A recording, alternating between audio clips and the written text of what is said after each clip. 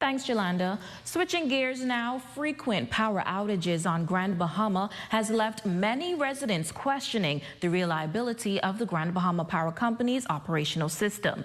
Tonight, our Aja Kwan speak with executives on this issue. Imagine you're in the middle of cooking and the lights turn off. Well, that is exactly what has been happening to residents here on the island, and now they are questioning what is the GB Power Company doing to avoid such power outages. Well, executives from the company are speaking out on exactly what has been happening. Many residents experienced a blackout on New Year's Eve when their homes lost power for nearly 2 hours. Apologizing for the number of outages residents have experienced, the Grand Bahama Power Company's executives say that as soon as the outage occurs,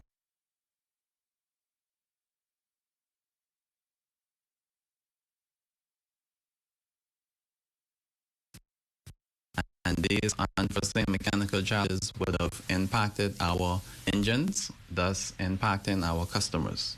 We know that in the past few weeks there have been some issues at our energy plant, and that has created some inconveniences for our customers. We want to first of all apologize for that. A customer should not be without power for more than 2 hours, according to the communications director.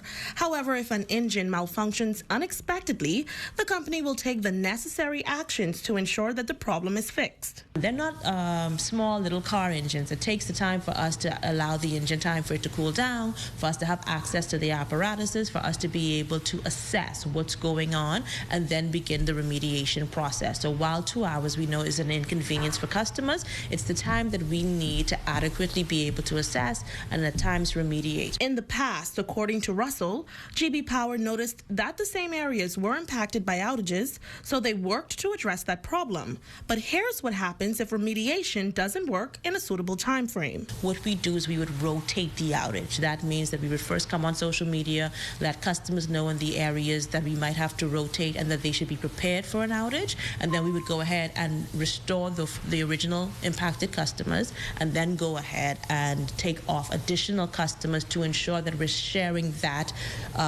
inconvenience across the board. Now, the Grand Bahama Power Company reminds the public that their teams continue to work to improve the reliability of their network. For the Bahamas Tonight, the Northern Edition, I'm Aja Kwan.